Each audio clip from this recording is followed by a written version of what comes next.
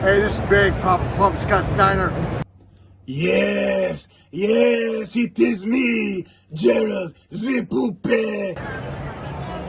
Hey, this is Joe Gatto. Well, hello there. It's me, Harold the Puppet. This is Eric Young. This is Johnny Wrestling, Johnny Ardano, and you are listening to Shootin' Poop. The following podcast is brought to you by the Johners Podcasting Network, found exclusively at WrestlingWithJohners.com. Ladies and gentlemen, welcome back to episode number 59 of Shootin' Shit. We have not jumped the shark, but we do shoot it every week here. Gentlemen, I know you could tell that's not the premier Joey K up there.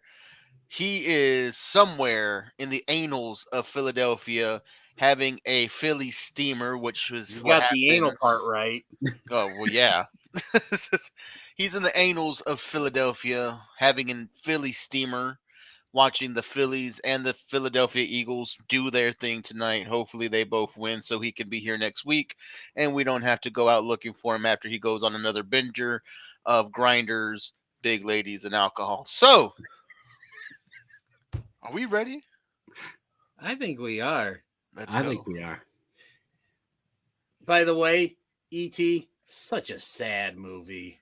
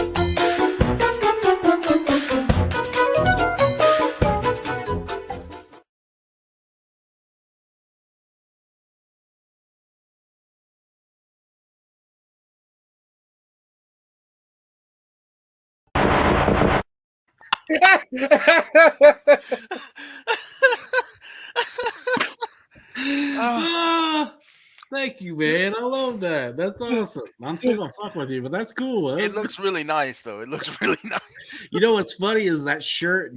Dennis bought me that shirt. That we got that at the Chicagoland show we went to right after he had his surgery. I drove up to Chicago, and then we drove another 4 hours to Indiana. You drove an hour and a half from your house to mine, and then we got basically almost as soon as you got to my house, we got in my car, and you drove around 2 hours to the show because, like I said, I was like 2 weeks removed from my first knee surgery, and I couldn't drive, so because my brace still had to be locked, so. You were kind enough to drive for me. Then we got home, and then you decided you didn't want to stay the night because you thought you were too good for my house and my living room couch. That is not true at all. And no, it's not. It's not true. He wanted to get home to his lovely wife. I just wanted to get home to climb a bed with my wife. She's fine. Why would I not want to be next to my fine ass wife every chance I get? Hey, that was a cool night, though, man. We met Marche. I met Marche Rocket that night, and we met the samurai. What's his name? Sat right next to his wife the whole night. We were clowning everybody ringside. It was a good night. Oh man, those shows were good, man. Jovan, I know you got to come up one of these days for a Chicagoland Championship Wrestling show. They got this one dude though has no ass. I mean, none. Like no ass. I don't even know how his tights stay up, bro. Are you talking about the nerd? Yeah, dude. Dude, that dude is so fun. Like that dude is so good. He was at his name is Nelson. I think he goes by Nelson Edward Robert Doolittle the Fifth, but for sure, abbreviated as Nerd. That dude is a major heat magnet. He probably got more heat at the last CCW show that I just went to about a month ago, probably more so than anybody else. Really? Well, yeah. Dude, he looks like somebody put a pair of shorts on a frog and then stood the frog up. Dude, he's basically CCW's version of James Ellsworth. That's They traded. I mean, that's accurate. No That's ass. tough. Yeah, that's tough. But no, he's actually a real. I talked to him after the show, and to like a lot of the guys, I know Sean and I spent some time talking to some of the talent after the show we went to and that and stuff. But man, them indie guys, man, there's some really good people, man. They really are. Yeah. I mean, some of those guys have been at it, man, for like 10, 12, 13, like the Youth Gone Wild, this tag team. Yeah. They've been on the scene for like 13 years, you know, and just waiting for somebody to notice them and give them a break, you know. Yeah. So. Yeah. All right. I love indie wrestling, bro. I love it. We love indie wrestling. We love when people get their breaks, but we also love when companies get their breaks, gentlemen. Let's dive in first. GCW just got themselves a streaming deal, and I love the shirt. I like the shirt, bro. What are we thinking on this, guys? Fight Plus. You know what? I was really excited when I heard this because as most of our shooters that listen to this show, you know how 5, 6, whatever, you know, that consistent, you know, or in Jovan's case 2, and stuff. No, Sean and I went to our first GCW show along with Jovan. I believe that was your second? Third. I was at Thunder Rosa. All Out Weekend. Yeah, that was awesome. All Out Weekend. And for Sean and I said it was our first time watching a GCW show live. And the one thing that I'm most excited, and I think I said this to one of you guys or someone that was with our group, because it was us three, our friend Patrick, and then our guy Ty. Which if you're in the Illinois area and if you've gone to a show with Ty, you know what I mean. But he is definitely an interesting person to go to a wrestling show with. He was so out of his element. The chance of what are the rules was freaking hilarious. And well, I mean, come on, man. He had a point. They had a 12-pack on a pole match. You know, I think my favorite, and this is probably my favorite Ty memory, and then we'll kind of get into this deal, was we all know Ty likes the ladies. But I don't understand why he doesn't have one. Well, no, this is so funny though, because we were all watching the show, and this is, I think, when Cardona was out, and I forgot who he was wrestling. Was it Jimmy Lloyd or something like that? I think. Yeah, I think so.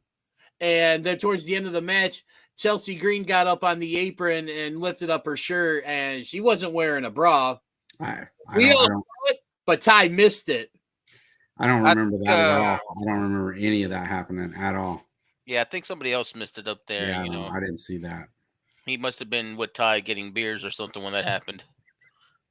Yeah, okay. We'll just leave it for his sake, because I don't want to get him in. I don't want any. Yeah, I don't want him getting any. Jesus Christ. Okay.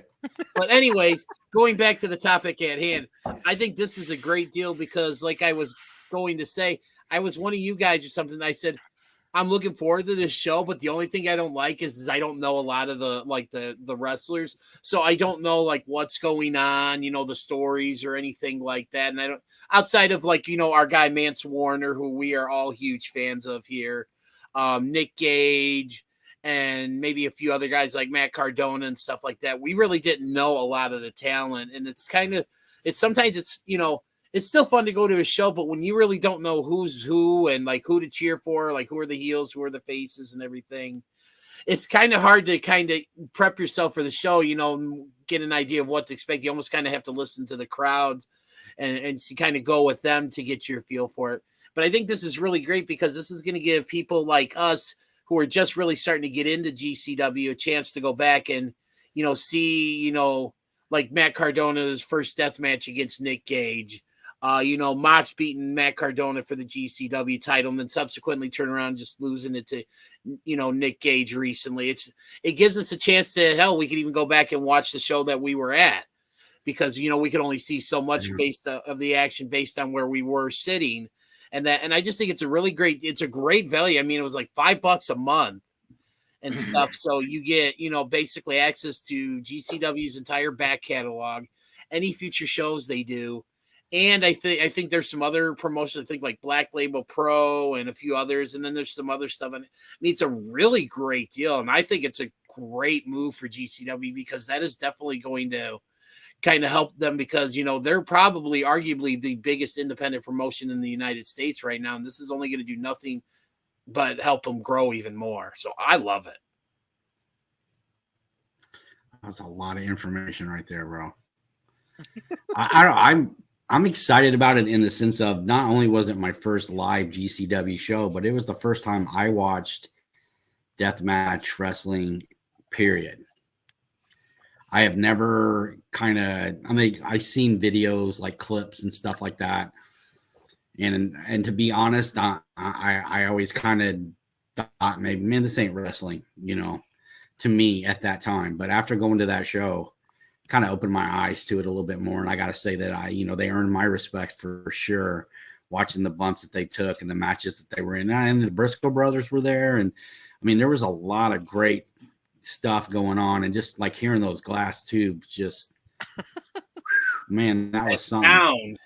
And just, I think GCW getting this deal, and then MLW also got, I don't know if you guys knew this or not, but they signed with, what is that, Pro Wrestling TV? Pro Wrestling TV. Mm-hmm. So there's so much wrestling content on that I think it's pretty cool that with what's going on with what AEW has kind of done is like they went, there's more than just WWE. And then these other companies that the three of us already knew about, like MLW and AAW and the companies down in Texas that Javon knows about that we've never seen or know nothing about. We're going to get an opportunity maybe somewhere down the line to see Booker T's, Fed or Tommy Dreamer's promotion. House of Hardcore would be nice. Like, we're going to have opportunities to see a lot more, and that's going to open the door for a lot of these guys to come up. Like I don't ever see GCW being like mainstream television just because of the content. I mean, come on, man. I mean, compared to what ECW were doing, these guys are like killing people compared to what ECW was doing. And that was too extreme for TV at that time. But I mean, with what Nick Gage has done and just what that federation has done, like, I mean, that fan base is rabid. Yeah, like, I mean, they're and so eclectic and just accepting. Like, I mean, not to get into it, but I mean, there was like, I feel like that's like very welcoming, the LGBTQ community. There was every type of wrestling fan that was there. I'm pretty sure one of them was trying to take DDJ home. I'm sure. Oh, I'm positive they were. Yeah. Well, I mean, dude, look at him. He's rough and rugged. He's rough, rugged, and ready, bro. He's. Uh-oh. Hold on, ladies. He's married. But I just, I mean, like when Gage came out and those guys lined up, man. I mean, it was like, oh my god. Like the closest thing I can even remotely compare that to was when I was at the Sportatorium as a kid and one of the Von Erichs walked down the aisle. Because they just, I mean, it wasn't obviously as crazy and loud, but I mean, the adoration and the love and what they have for that guy and what he's put himself through, you can't take that away from him, man. I mean, can he wrestle I think he could. Like, I think he could be a mainstream guy and make his money that way, but that's just not who he is. And it's not what people want from him. So he's punk rock, bro. And that's GCW. I think it's great for him. I'm really happy that they're getting an opportunity to get that product out, and it's going to give us a chance to get familiar with it. And I will, as long as I'm with you two clowns, I will definitely go to another GCW show. So, well, I want to say one thing, a couple things real quick, and then I'll let Jovan talk. You mentioned Nick Gage. Of the show. It's not a big deal. Well, we're not going to go there, so because but no, I'll make it quick. Nick Gage, like you said, you talk about how he's revered. To me, he's GCW's Sandman. Yeah, for sure. And if you've ever gotten, he's a better wrestler than Sandman. Yeah, that's true. I mean, I'm not. Sandman didn't need to be a good wrestler, though. It's fair. But also too, he did a meet and greet after the show. And I wanted to meet him, especially coming off the really good episode of Dark Side of the Ring that they did about him, which if you haven't had a chance to see it, go out of your way to find that Dark Side of the Ring episode on Nick Gage. It's a really good redemption story. and stuff. But Nick Gage is a humble guy. Like, he doesn't let the fact, the fame and everything go to his head. Like, first thing he asked me is, like, I told him it was my first time going to a GCW show, and he asked me, I think first thing he asked me is, did you have a good time? And I said, absolutely. I said it won't be my last and stuff. And we talked for a couple minutes and stuff, but dude is super humble. So, dude, yeah, he's the king of the island of misfit toys, bro. I mean, right. they love it. That's just who he is, man. Yeah. All right, Jovan, let's hear your take, buddy. All right, man. So GCW getting a streaming service it's awesome. It's amazing. My hope and ask is that they get better cameras, maybe more camera crew, so we cannot have these glitches that we have every time we pay $20 to watch an event. $5.99 is going to be a great price point if they can provide the content regularly. I'm here. I'm all in for it. The catalog of things, man, there's a lot of good matches you could go back and watch for people who haven't been into GCW yet. I had a friend of mine recently post that he was excited to start watching GCW since he saw it was only $5 a month, and it was asking, for things to watch. And of course, everybody went to Gage and Mox, Cardona, and Mox, Cardona and Gage, and that's a lot of the newer stuff, but there's some stuff out there, man, a little bit older. If you could find anything, with Alex Colon, anything in the ultraviolet. I mean, I'm a big GCW guy. I've watched for quite a while. I'm a big fan of Schlack. Schlack had a lot of good matches when he was the deathmatch champion. Great matches, but I personally go into it loving deathmatch wrestling. And I've told people a lot of times my favorite wrestler was Mick Foley, because back in the day, Cactus Jack is what me and my grandfather watched, and this hardcore Texas guy getting his ear blown off and going through barbed wire and smiling at people as a red-blooded Texan. You mean that's what we do, and he did it in cowboy boots. So fuck yeah, Texas. That's the mentality. Yeah. But I like what this opens up, man. I like what it opens up the possibilities, because like you guys said, Black Label Pro followed suit. So did Pro Wrestling Revolver. They followed suit. I would love to see, like you guys said, House of Hardcore, Tommy Dreamer's thing. I would love to see them. I would too. HOG, which House is of where Glory. House of Glory, where we got, Private Party. Would love to see them. Isn't that Amazing Reds promotion? It is. And there's a lot of those small ones. Like, hell, I want to get Pro Wrestling Guerrilla off of High Spots TV and get them on a proper streaming platform where we can see all the bolas. I would love that. Yeah. But we're getting there. I think this feels like a new surge for indie wrestling, kind of what IWTV was doing. But this feels like for the indie plus crowd. This isn't indie. Those are your more known indie acts that are getting their own service. I'm here for it. Yeah, it's gonna open the door for more, man. And before we move on to the next topic, a little bit of a fun story about a couple hours ago. I had to run and get some stuff, get some wrapping paper and a card for the wedding that my wife and I are going to, and then I had to run to Walmart to get some water and a few other things. And as I was checking out, I had my GCF&W shirt on, and this guy was like the next checkout lane over. He saw my shirt and he goes, "Oh, isn't that where Mox came from?" And I'm like, "Well, kind of." I said he did some wrestling for them and stuff, and he just recently dropped the title. And we ended up talking for like about just wrestling in general for like about 5 minutes. And that just stemmed from a guy who was commenting on my GCW shirt that I was wearing. Yeah, that happens to me all the time too. My old lady gets so mad. My wife does too. She rolls her eyes. We'll be at the bar and somebody will be like, "Dude, I like your punk shirt," and then they'll just start talking about wrestling or whatever, or I love wrestling nerds, man. Yeah, dude. I mean, the difference is we're not ashamed of it. Exactly. That's the difference.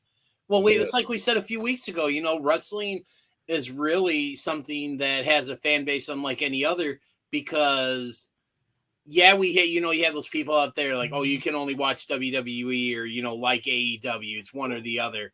But there are fans that like us who like all wrestling. And it really is, the pro wrestling fan community it's unlike any other fan base for like, NFL, Major League Baseball, the NBA and stuff, because it's like, man, it's just there's nothing brings people together like a pro wrestling show, in my opinion. I agree. Well, bringing people together, it's a great reason that we all love pro wrestling. This next topic may bring some people together and may divide some people. It's one of those controversial, depends on what side of the fence you sit on it, but let's go ahead and jump in head first. Of course, I'm hitting that WWE's premium live event, Crown Jewel, coming up this weekend from Saudi Arabia. We're hearing some stuff, DDJ. What's going on? Oh, there's been some rumors going around, and it's being reported that there's some intelligence that between the Americans and the Saudi Arabians that apparently there is a chance that, or there's some notions out there saying that the country of Iran could possibly be launching some sort of attack on Saudi Arabia, and obviously this would possibly affect the show. So there was some controversy as to, whether or not the show was still going to be going on, which as of us recording this, it's still on. I believe some of the talent's already arrived there because I saw pictures of like Bailey with Damage Control.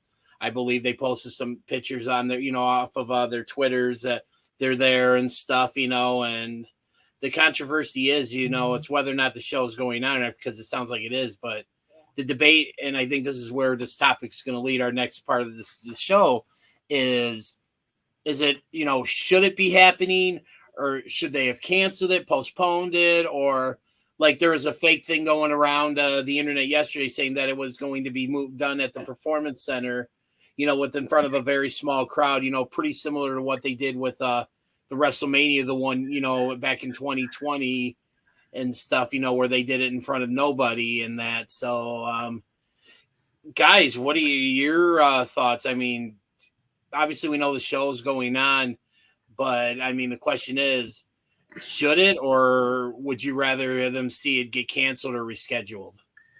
Well, I mean, I feel like this is this is a tough one for me because the wrestling fan in me, like I watch this every year. Mm-hmm. Every year I watch it. And the card is really shaping up to be a good one too. And it always seems to be a good card, and there's always matches that I want to see. And like we were talking earlier, like Sean came back out of retirement with and tagged. Now, I mean, the match was a dumpster fire, but the idea of it was pretty awesome. The other aspect of it is like I just like I almost feel dirty watching it just because of the humanitarian issues that are there and all that. And I'm not going to get into political stuff because that has no place in a wrestling podcast, but I just feel like, ultimately these are our wrestling. These are our wrestlers from our country. They need to be safe. They need to be taken care of. And the idea that we're going to put them at risk just because this is all in motion and there's so much money involved, the idea of backing out is just, I don't know. I just feel like this is one of those deals where they're just like, you know what, this is a lot of money and we're going to go ahead and it's worth the risk, apparently. I mean, they go every year. So, I mean, I can't imagine it's that safe over there any year, let alone just because now there's been threats every year they've went over there, hasn't there? I'm sure there have been, but this is the first time where I think it's been made public that, that there's a distinct, like there's intelligence like that something could happen. I think this is the first time I can recall something of this nature being prevalent, possibly or happening during one of these shows. So, I mean, obviously any sporting event or any public event, there's always an inherent risk of something like this happening because, it's usually a mass gathering and that's where these people that, these sickos that are, behind these plots and stuff like to do that because they know that'll get the most attention and that. So, but I mean, like you said, just the most important thing is the safety of these men and women who are going overseas to, you know, perform for the people of Saudi Arabia and for all of us worldwide who are going to be watching it on Peacock and stuff, you know. Like I said, I'm looking forward to this show because I think this is one of the better cards that they've put together for one of these shows. I mean, you've got, you know, Brock Lesnar versus Bobby Lashley, Roman Reigns versus Logan Paul, which both of us, you know, we're not fans of Logan Paul, but the 2 matches he's put on, you know, were not bad. They were really good. You can go, man. As far as celebrity performers have gone, I mean, he's had 2 good matches, so you can't really take, I mean, I think he's a pretty good wrestler. I think he's a shitty human being. Right. but he's a pretty good wrestler, you know, and you know, if we threw away everybody that was a shitty human being but a good wrestler, that's most of the people we all grew up loving, you know. Yeah, you would maybe have Ricky Steamboat, Mick Foley, Diamond Dallas Page, and maybe a few others and stuff. So, but I mean, the card, like I said, the card itself is looking good. So, I mean, in a sense, I'm glad the show is still going on because I've been really looking forward to this show. But at the same time, if it came right down to it, the most important thing are the health and well-being, you know, of all these men and women who are going over there. And that's ultimately, I think all of us as wrestling fans just want them to, you know, go over there, do their thing, and just get home safely. Gentlemen, I take you back to March 2020. A little virus started to sweep the nation. And what happened? WrestleMania is coming up in April.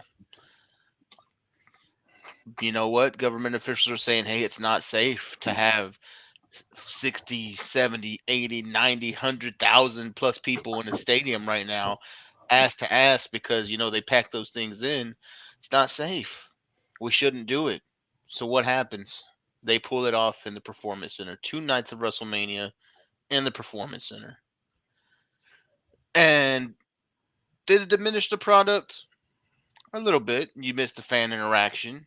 But at the time, it's what needed to be done for the safety of the performers, for the safety of the people. And it was the world that we were in.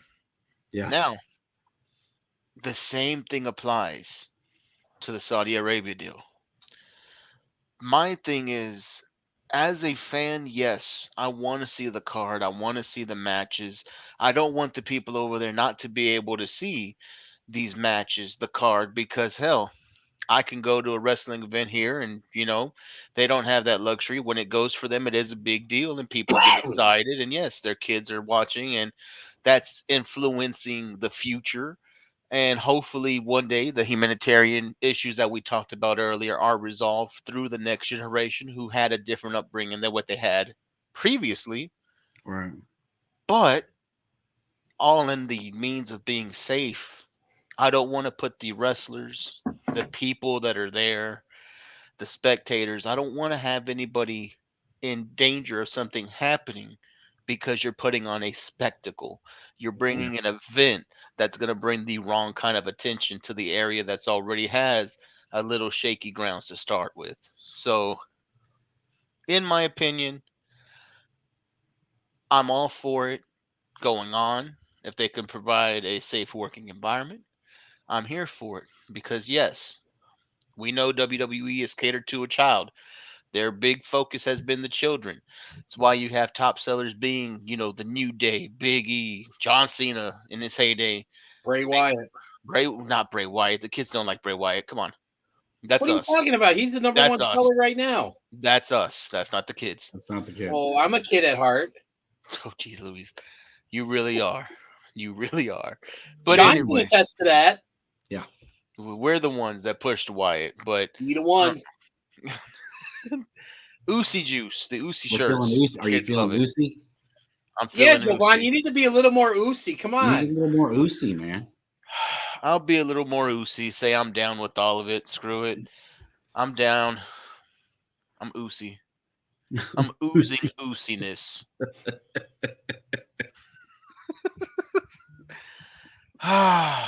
Okay, moving on. Moving on. hopefully everything goes well this weekend, man. Yeah, Shit, obviously. Yeah, I hope those guys are That's safe. most important. That's important. That's what's been important since day one. See what For I sure. did Day there? one. Let's see. Told you I was feeling oozy. Okay, let's move on, man. Let's go from oozy to just I don't know how we're gonna go on this one. This might divide us more than this current topic did. This might be even more controversial. All Elite Wrestling, Wednesday Night Dynamite. We had a lot of debuts, man, a lot of shocks and awes, and the biggest one being somebody once again has decided to pay money to see this guy come back into the wrestling world. DDJ, who are we talking about? The chosen one. No. Okay. So, yeah. It was definitely a shocker. I don't think anybody expected this to happen. But yes, we had the appearance of one Double J. That's JEFF JARRE double T. Shut up. Oh, I got you. Time to start pushing. Shut. Time to start pushing some buttons. But no. So yeah, Jeff Jarrett showed up, and is aligned with Jay Lethal and his group and stuff, and he declared war on AEW, and he cut a promo on how basically the legacy or the fingerprints of his family are in AEW and stuff, and Sean's doing a very crude hand gesture right now. If you're listening to this on one of our podcasting platforms like Apple, Spotify, Anchor, or whatever, and stuff. G-pop. But in all aspects, Jeff Jarrett is all elite. He's not only an on-air talent, but he's also, I believe, is part of Tony Khan's back office to help with like live events or something like that, as they prepare to maybe go more on the road and stuff. So I'm not. I don't make any bones about it. I've been a Jeff Jarrett fan for a long time. I've liked the gimmicks. I mean, do I think he's is he as Oh my God, I'm falling asleep just listening to you talk about him. You know what? You know what? Keep it up, and this may be the last time you're ever on this show. Slap notes. Hey, as long as it's the last time he's ever on All Elite, I'm okay with it. Man. But no, I, for one, like I said, I think maybe even more so from a backstage perspective, I think this is a good move for AEW. You know what? For a non-talent, wait and see. The fake premiere, Sean. Oh, man. I hate this in so many ways. So many. So I actually got in trouble on Busted Open Radio today because Billy Ray just did not agree with me on. He asked the question, does Jeff Jarrett have changed the channel heat? Well, me being me, called in, got to speak with him and Tommy. Loved the show. Big fan. I absolutely changed. As soon as I seen Jeff Jarrett, bro, I flipped to the Bulls game. I am not going to lie. I am not going to lie. And Bully Ray was like, I mean, he legit was just like, well, I got to get into your head. Tell me why. And I was like, because it's not heat. It's just indifference. I could care less about Jeff Jarrett. I have no ungodly reason why this man is on TV and in the ring breaking another fucking guitar. I could care. The crowd went mild. Nobody gave a shit except for one guy in fucking Northern Illinois that's sitting in his basement right now with his hands like this. You're the only dude that cared. The only one. Backstage, behind the curtain, I think, yes, it's a really solid move. I'm not going to take away from the fact that Jeff Jarrett has had an illustrious career. He's a great worker. He gets heat. We all fucking hate him except for DDJ, obviously. He's a heel, and that's what he does. I can't stand slap nuts. I think that's the dumbest shit I've ever heard. What's the Mike Graham line? He's broke 1 million guitars, ain't made a fucking dollar. The guy started his own federation just so he could be a heavyweight champion, bro. And he carried his dad's belt for a good part of a year and a half because he didn't want to spring for one on his own. Okay, there is nothing about Jeff Jarrett. I've never been a fan. I don't even care about him getting his ass beat in this feud. I really don't. Like, there is nothing. There's no sizzle on any of this for me. Of all the guys to bring into Ollie, Tony Khan doesn't need to sign everybody. No, he doesn't. I will agree with you there. I sign him and put him backstage. His knowledge of the business. I mean, yes, the guy's been. I mean, he was started in the territory days underneath his dad, and I'm not trying to take that away from him and belittle that. Jeff Jarrett is a great worker. Yes, he gets heat because nobody likes him. It's just. They just don't. Nobody does. I've never been a fan. I don't know anybody, and I swear to God, you're the only guy that I know that's like maybe Ken Tatone. You know, you and Ken Tatone, one guy in Jersey, are the only two people that I know of that likes Jeff Jarrett at all. I'm just not a fan of any of it. He should have never had a mic. He shouldn't have been in the ring. And I know they're probably setting this up as a tag match between Darby and Sting and Jeff. And that'll be awesome because we get to watch Sting wrestle. But there's so many problems I had with the show last night. There was a lot of high points. But for me, that was a great match between Jay Lethal and Darby. They were telling a pretty damn good story. And then you have a sneak attack by a guy that nobody even knew who he was when he took his mask off because they don't follow NXT. They have no idea who that was. It Gabe Carter? Is that who that was? Or Cole Carter. Cole Carter. Nobody even knew who he was. Like, I mean, there was like crickets. When that guy took his mask off, they was like, who the hell is this guy? Is he from catering? They had no idea. And then the big pop is for Jeff fucking Jarrett. Jesus fucking you motherfucker. Fucking hate your guts.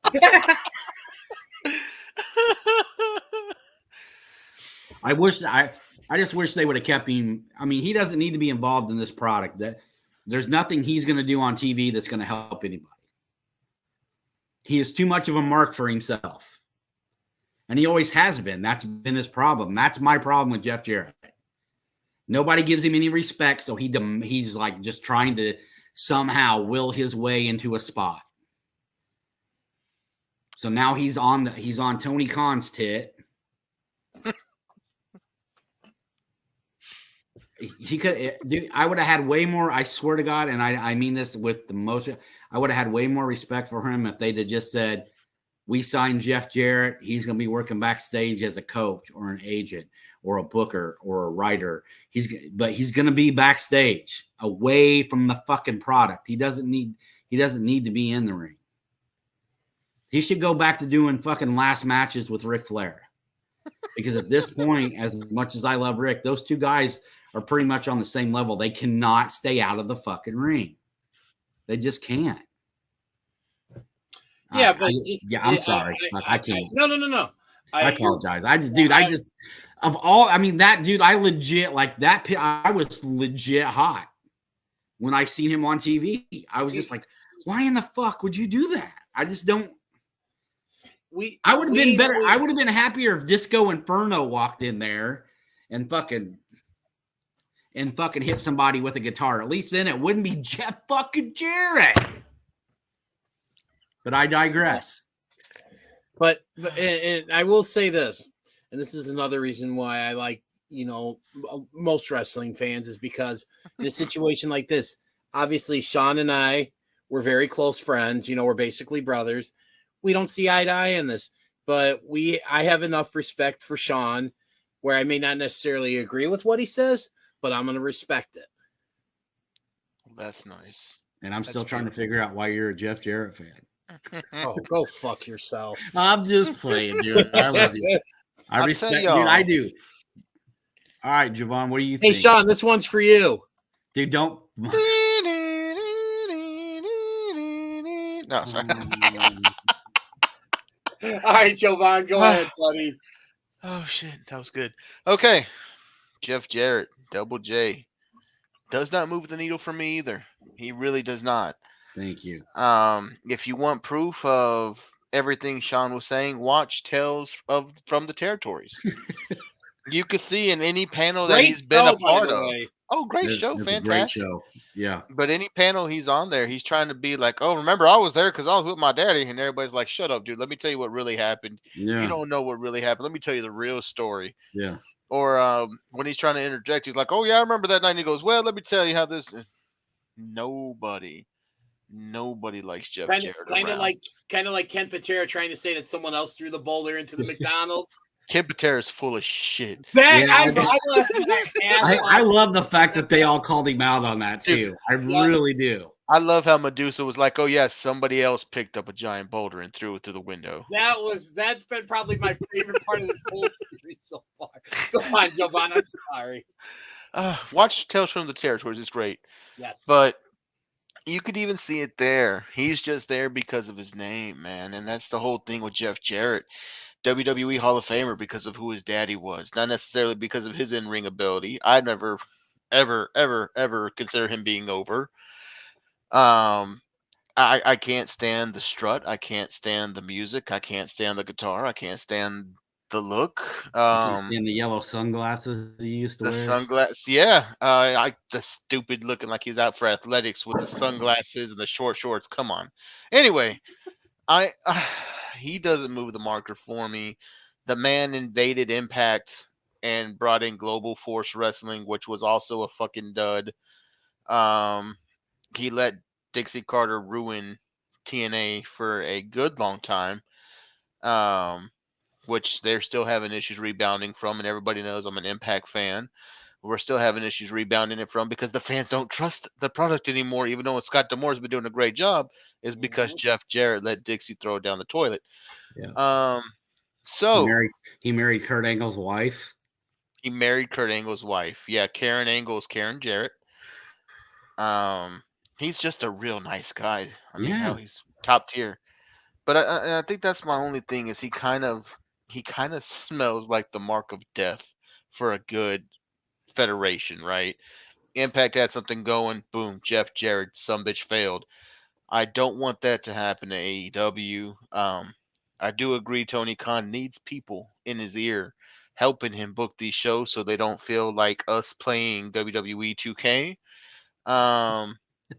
And it needs to be, someone helping him saying, hey, this is when you kill the storyline because nobody wants to see fucking House of Black going against whoever their longest feud was that just wouldn't die. The Luchadors. Or nobody wants to see Jungle Boy and Luchasaurus for the 15th billion time. They want the Christian Cage match. Or I'm tired of seeing Darby Allin and Andrade for the 6th time. Or somebody needs to be there to tell him that. I don't know if that somebody's Jeff Jarrett. It's not. But yeah, that's who he went with. Since we're throwing things that we don't want to see on AEW TV again, can we please not see? And I mean, I have the utmost respect, and I say this with absolutely zero disrespect. Can we please never see Jade Cargill versus Marina Shafir on AEW? Because that, and I love Vicky Guerrero, but man, that to me, that was the epitome of drizzling shits. Well, I mean, and it's complete disrespect to a talent like Marina Shafir because she can actually go. That's what she has not looked good in her AEW showings. Well, but dude, they're putting her with Super Green. They're putting her in the ring with Jade Cargill, who can't wrestle. It's kind of like when they did William Regal. They threw him in the ring with Goldberg. Oh God, yeah. I mean, Marina Shafir, if she is a legit worker, like that's a legit, talented, professional wrestler, and Jade Cargill is a stunt girl. She does a good bicycle kick. But I see what Jovan's saying, and again, this is, I don't know what it is, but it's not. I don't know if it's not clicking for Marina but it's just sometimes it doesn't work between two people. In this case, this is a perfect example. Mm-hmm. I don't need to see this again. You know, these matches are booked and set up to make Jade look like she's a competent performer when she's not. But see, even and though and line up all the girls that she's wrestled, all the women that she's beat, and think about that list of people that have been in the ring with her that have put her over. Yeah, I mean, no way Athena should have put her over. No way. And Marina Shafir shouldn't have put her over. Who else? I mean, there's like Thunder Rosa put her over. Thunder Rosa put her over. Ruby Riott put her over. I mean, Ruby Ruby's Riott. a hell of a worker, man. She, I mean, and my problem with it, since we're still on this, my problem with this entire storyline with Nyla Rose and Jade Cargill. Oh yeah, how are you going to have two shit heels in a feud? Nobody cares. No, nobody cares. Yes, it's just I don't know who I'm supposed to be. You know, I mean, I have who I'm rooting for, but I don't know. Am I supposed to be rooting for Jade? Am I supposed to be rooting for Nyla? I mean, it's just this whole storyline with Nyla stealing the TBS title. It's stupid. It really is. And this do y'all want spoilers? I do. Nyla's going to keep that belt. You think so? Brother, they already made it long enough to fit her. You saw her wearing it. I don't know. The sooner the storyline ends, the better. To me, this is indicative. Like, just if you take every aspect of AEW and wrap it into this one storyline or this one performer, just Jade, right? You take Jade Cargill and you put her in NXT or the WWE developmental program. You give her those coaches, that ring time, that atmosphere that she's there, that being down there in Florida and working with those people. Jade Cargill is a superstar, a mega superstar in a year. 100% agree. Yeah. But she's in AEW. And she's everything that, a lot of guys, they want for guys from 18 to 31. This is what they want, right? They want attractive women who are fit and look good in their outfits and can perform. She's got all that, but the last one. But the last one. She can't perform. She can't cut promos. She can't wrestle. She can't tell a story. There are kids in the indies right now that have been in the indies for 2 or 3 years, which is the same amount of time she's been in AEW, and are having 5-star classic matches compared to the shit that she's doing. And this woman's walking around with an undefeated record and beating everybody and not showing anybody respect at all. Goldberg. Oh, okay. Well, but yeah, that was a comparison. I mean, it's just, I mean, the whole Goldberg-esque thing, Here we go. Since we're on the drizzling shits of the show last night, I want to throw mine out there.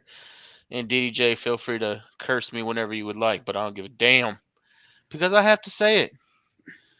The drizzling shits for me about AEW Dynamite this week, they were in Baltimore, the land of Ring of Honor. Yeah. They have the Ocho defending against a former Ring of Honor champion. There is a literal bevy of Ring of Honor champions. Not only just main champions, but tag team champions, TV champions, pure champions. Six-man champions. Champions that they could have called upon to really give the ROH faithful in Baltimore a good show so they could feel like, hey, maybe they're not going to shit on our product. But what do we get? Oh, they didn't just shit on it. They wiped their ass with it. So they wiped their ass with it. Colt Cabana. Really? And we've met Colt. I know DDJ knows Colt well, and I've met Colt. He is a great guy. Great person. Great guy. But I kind of feel like that was like to Punk. Yes. And I honestly, you guys, like you said, obviously it's very well known. I'm a huge Colt Cabana fan. I will never hide my fandom of any professional wrestler. Well, no, I like Colt, dude. I think Colt's a great worker. I'm with you on that. But no, Great guy, wrong spot.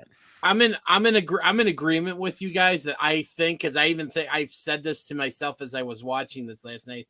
I said, to me, if that doesn't signify that Punk is done with AEW, I don't know what else would. Yeah. Because there's that, the rumor going around that, Punk was the reason why Colt was never on AEW and why he was, basically transferred to the Ring of Honor brand, which again, great move for Colt, because I think he's going to be, a great, asset to the Ring of Honor brand as they try to rebuild it up and stuff. But I thought the match was, minus the spot where they fell off the top turnbuckle, which I'm not quite sure what exactly happened. I thought the match was, I liked the match.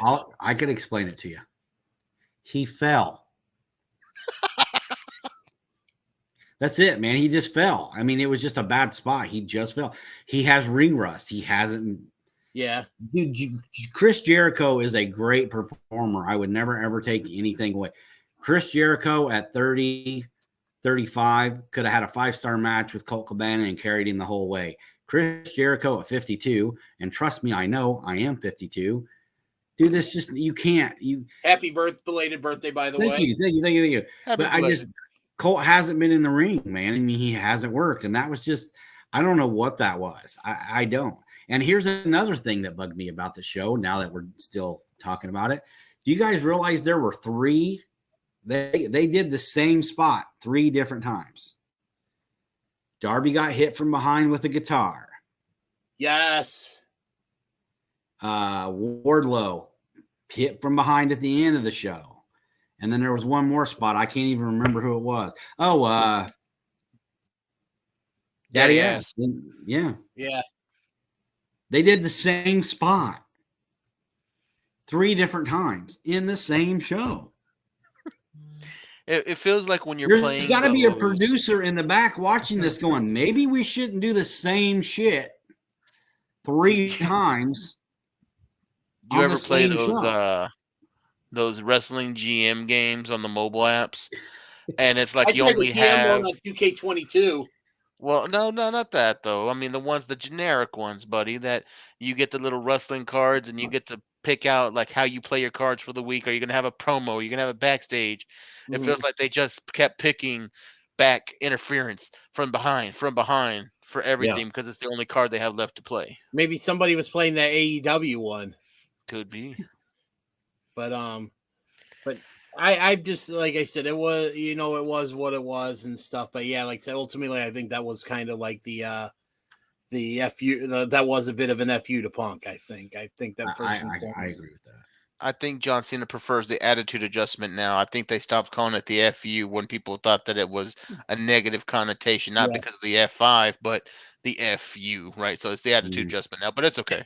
And also too, with this AEW stuff, I think we're all in agreement. The honeymoon period for AEW is over. It's been over. Dude, I mean, it's been over for everybody that's not a supermark. It's certain bearded geniuses that Jovan and I know. Had to take that dig. I did, man, because it's true.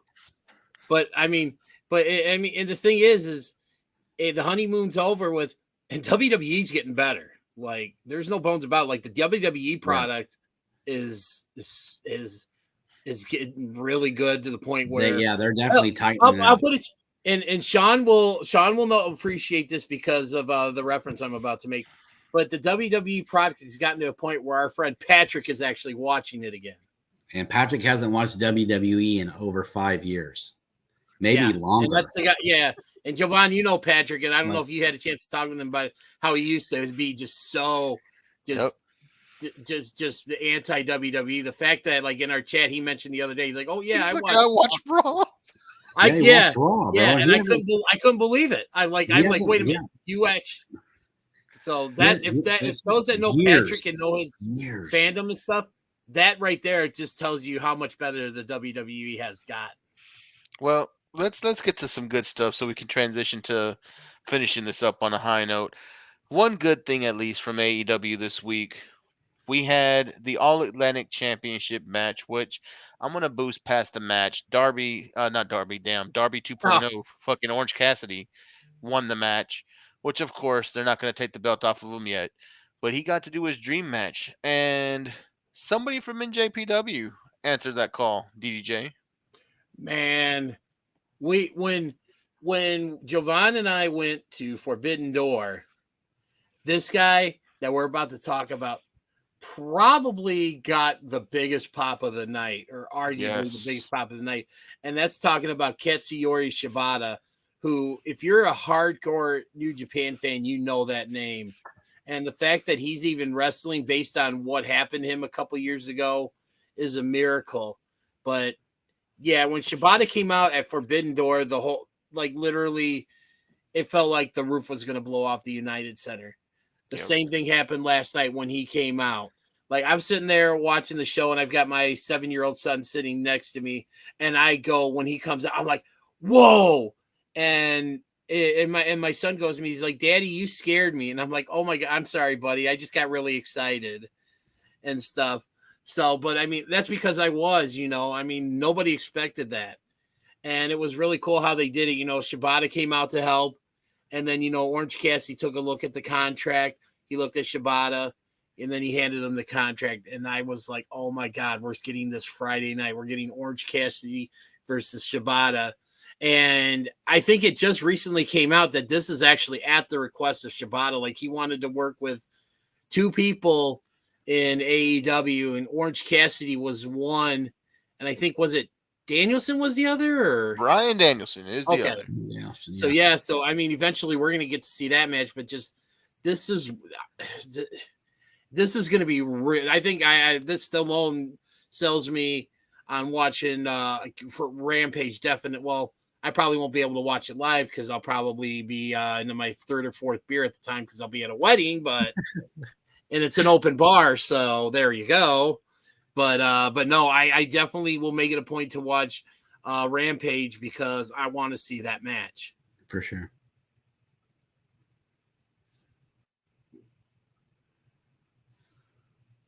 Silver Wolf, you got anything for us? I feel like Joey K just came over and was like, "No, I'm good." But no, I do. I think it's for me that little problem. Like, there was high points and low points for me in the show last night. Like, I compared to like the last 4 weeks that we've had, I felt like there was a lot of momentum building, and then last night it kind of just, I felt like there was matches that were just sloppy, that there was things going on that shouldn't be going on. I'm still irritated by the inconsistency and the just completely chaotic storylines. Like, they just, like the whole Daniel Bryan, Daniel Garcia thing, like that's over. Like, that was just whatever that was. Don't know. Yeah, it's done. Last night we were supposed to have a one-on-one interview between Dr. Baker, or Britt Baker and Saraya. Baker's not even there. So, and they were, that was like one of the points of the show was being built around. Mm-hmm. And then, like, I'm jokingly, I'm giving you some props, I guess. All ego Ethan Page, who has not done anything in 3 years. Now, in the last 2 weeks, they're making him some kind of like 5-star heel machine. They're finally just doing something with him. And that's all going to be over because, he's going to get a match with Mox. He's going to get his ass kicked, and he's going to be right back down at the other end of the card. So I don't understand what they're doing. Like, I feel like WWE is doing this, and I feel like AEW is still like they're kind of booking. I feel like Tony's kind of like booking for himself, a little bit. And see, I want to show you how clever I am. So this is what I'm going to do. I don't know what's going on there. I feel like they need a little bit more structure, a little bit more stability, and they definitely need some help with this young talent that they got. I like what they're doing with Hobbs coming in, and like I think him and Wardlow will have a good match. And I love the Joe match last night with Brian Cage. That was a really good match with two great big super heavyweights going at it. And that was a great match. But my problem with that was Brian Cage gets choked out and then he's immediately outside of the ring talking shit. Dude, if you get, Darby Allin took a guitar shot and didn't move for 10 minutes. Mm-hmm. Brian Cage gets choked out by Samoa Joe, and 30 seconds later, he's standing outside the ring yelling and screaming. Yeah. It's just those little things that you pick up on that you're just like, come on, man. I mean, you've been around long enough, you know better. Darby could have been concussed, though. Darby could have been concussed. Well, he very easily could have. But, I mean, those are the bumps that Darby takes. But that's the difference between Darby and other guys. He knows how to sell. The reason why people like Darby is because he takes those ridiculous, crazy bumps, a la Mick Foley. And here's something else you may or may not know, because I don't know if you've ever been to an indie show that Darby Allin worked. He was doing the same thing, whether he was in the Bourbon Street Bar here in Northern Illinois or at a VFW, that he's doing in AEW. He was taking all them crazy bumps in front of 50 people. Mm-hmm. You know, so I mean, Barry Mick Foley in his delivery and his character development. Yeah, party to me. And how, I mean, like whenever he gets in the ring, he's giving everybody what he's got, man. It doesn't matter where he's at. Whereas guys like Brian Cage, who I feel like are fighting to get on TV, then they get their opportunities. And I love Brian Cage. He's a great performer. He's big. He's athletic. He does a lot of great shit for a guy his size. But there's still stuff there that can be worked on, that can be fixed, that would make the show better and a little bit more believable. One of the things that kind of concerns me about what you said there is a really good take, is you talked about how Tony Khan seems to be booking for himself. I think that was a lot of our one of our biggest complaints about Vince McMahon, you know, in this later time, you know, later, you know, time when, you know, as, you know, the man in WWE, because it felt like he was booking for himself too. And I can actually kind of see that a little bit. And I feel like that's why my enjoyment of AEW has, you know, steadily decreased while my enjoyment of WWE has increased, because I think it's almost like a reversal of the roles, because it went, you know, Tony Khan was booking for the fans when he first started out and everybody was all into it. But it doesn't seem like to me that's the case anymore. And I feel like, and I don't know if you guys would agree with me or not, but it feels like Triple H is doing what Tony Khan was doing when AEW first started. He's booking for the fans. He's giving them what they want to see. And it's scary because, you know, 2-3 years ago, it was the exact opposite. Yep. Well, I think Triple H is always booked that way. He's always booked from the black and gold. Yeah, absolutely. There you go. You know, I think that's why everybody was really hoping, you know, when all this stuff started coming around, it's like, you know, let's hope Triple H, you know, takes over, because, and everybody wanted Triple H to take over because, like, as Jovan just mentioned, is demonstrated by how the black and gold, you know, NXT, that was, you know, what everybody was wanting. That was Triple H. And, you know, now we're seeing it on the main roster, and it's being reflected in their ratings. It seems like backstage morale, they're saying, is the highest it's been in, like, you know, God knows how long and stuff and everything. And it just seems like it's so weird that, like, again, 3 years ago, AEW was here and WWE was here. And, you know, 3 years later, it's the other way. It's almost an exact 180. Well, sad, but it happens. The wrestling world is also a very volatile world. It's full of ebbs and flows. You have your good years, your bad years. For every attitude era, you get the ruthless aggression era. So it happens. Now, let's wrap up with a little NJPW talk, DDJ. Tell me, where are our picks in the television title hunt?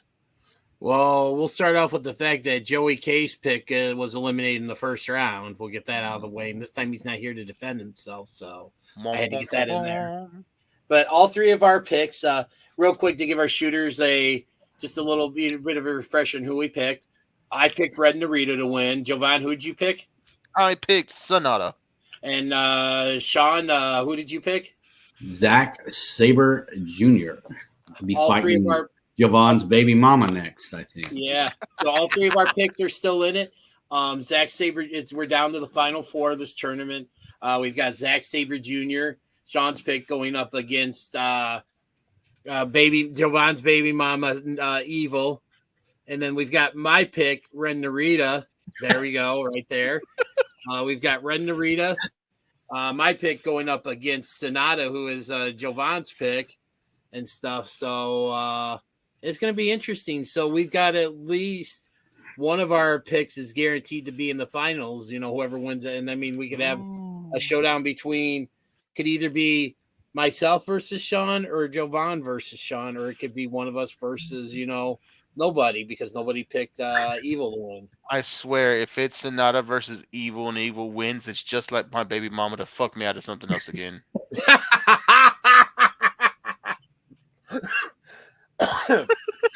Oh, shit, Got them both. Oh, boy. 5 seconds, gentlemen. 5 seconds. Right. Man. Let's wrap this one. Feel like we've gone on good time today. We've hit a lot of good things. Let's go final thoughts.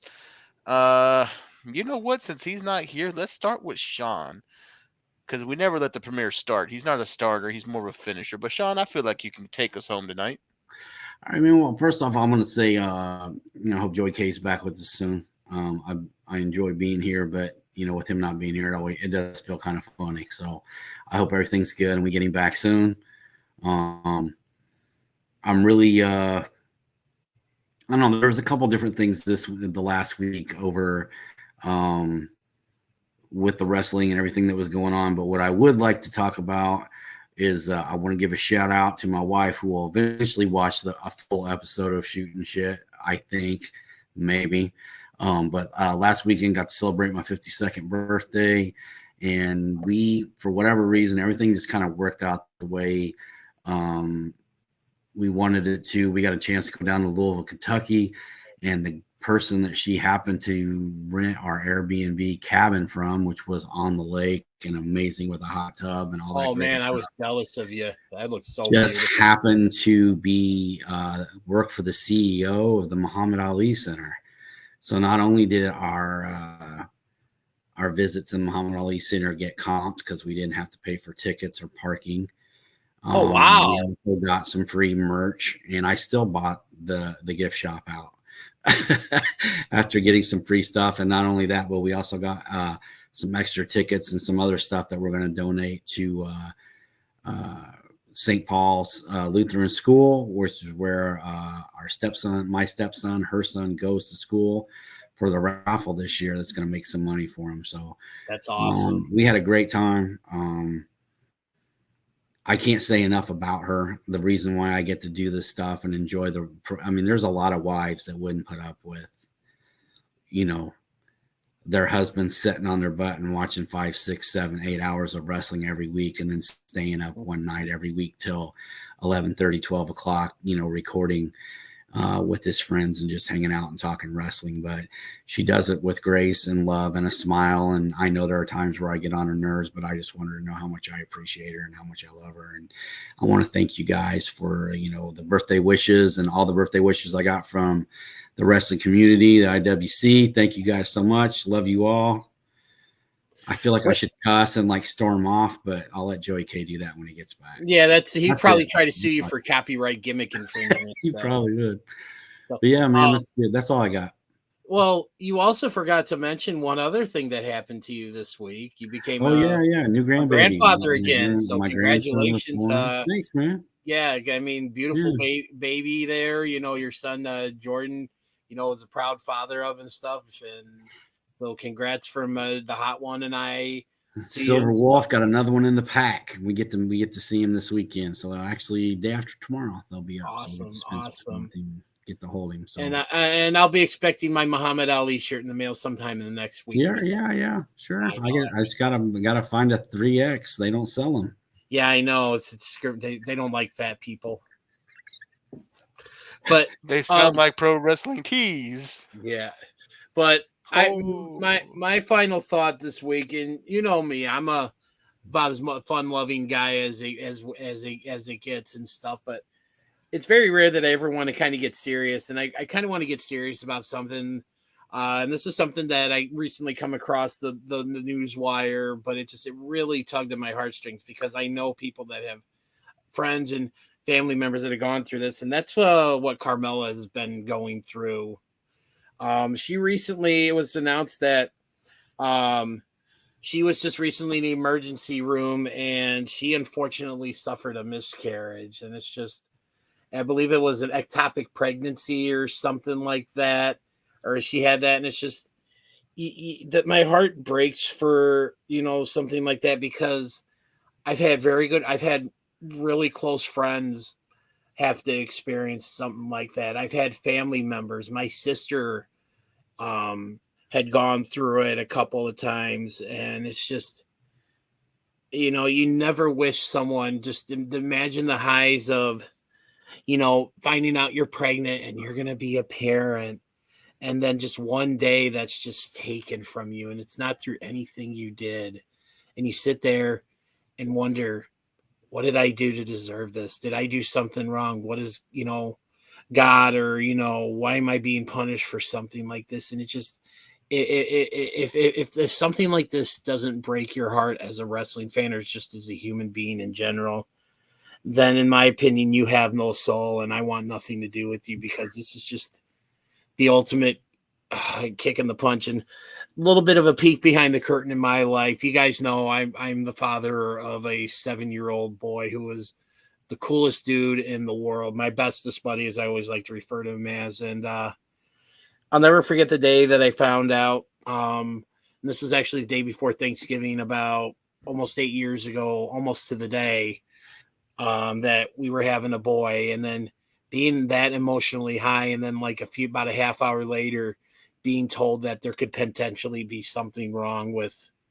him. And it's just that my mom always used to tell me, just, she'll never forget just when I called her and just how I was on the phone. And just, I think, God, or, whatever. I'm so thankful that he turned out the way he did, because I couldn't imagine him, I could never imagine him not being in my life. And it's just what Carmella and Corey Graves are going through. I would never wish that on anybody. And I feel for them so much. Sorry to be a bit of a downer, but that's just something I've been thinking about nonstop since I heard about it. Yeah, I definitely should have had you lead. Mistakes were made. Nobody's perfect, Jovan. It's good, man. I need to start asking beforehand, what are your final thoughts? Give me more or less so I can map it out. Because, damn it, don't want to end on that. So it's for me to bring it back home. Son of a bitch. Okay. Some bitch. Let's see. How are we going to Dude, don't ever apologize for having a heart, man. Don't worry about it. I never will. Yeah. Don't ever apologize for having a heart, DDJ. Unless it's Bret Hart, who was the drizzling shits, and I will stand by that every day of the week. They can come at me. Oh, God. I think Sean's about ready to jump through the screen. Bret the shit man Hart. Anyway. Wow. He's got the glasses over his forehead. He's stewing right now. I can't even talk to this motherfucker. Wasn't even the better Hart.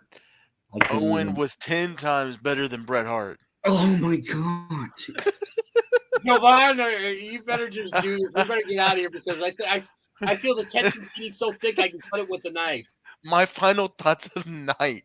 Owen Hart as the Blue Grazer was better than anything Bret's done his whole career. Who the fuck is the Blue Grazer? The blue, whatever the fuck he was. The shit that had the mask. What was it? You couldn't even get that right. God. What was the name? What was it, the Blazer? Dude, I don't think I can. This ain't even one letter. Dude, look, this ain't even my show, and I don't think I can let you host anymore. He was the best there never was, the best there never will be, and the best there never. Oh my God! In the immortal words of Joey K, you better pray to whatever gun carrying God you pray to. The God of Texas, who loves boots, wrestling, the Von Erichs. I don't know why he don't look, because he don't know what the fuck he's talking about. Hey, Sean. I don't know. Hey, Sean, hey, Jovan. Yes, sir. Keep it up. Sean's gonna inflict a worse pain on you than your mom did with that Rock DVD. Look here, I'm gonna say this for the shit man. Edge got his neck broken. He's back anyway. Yeah. So Let's end it there, DDJ. Cut the tapes, hit the lights. Thank you to the girls out there in accounting, the guys in catering, to Joey K somewhere in the filth that is Philadelphia. And Eagles won, by the way. Oh, good job for the Eagles. Phillies lost. Bastards messed up my parlay. But The Phillies lost? They did lose. Or they're losing. I know they're in the bottom of the ninth. I had it on the TV, but the boss came home and turned it off, so I don't. I've been notorious for watching stuff while we record. The guys get on to me a lot, but it doesn't matter. And do a podcast at the same time. I was doing just fine until you got here. There's no better way to end it, DJ, before the elbow comes flying through the screen. I got the perfect way to end. Hey, I got the perfect way to end this show. I'll tell you what I'm going to do is I'm going to put her ass on a oh, you motherfucker. Fucking hate you both. I hate you both.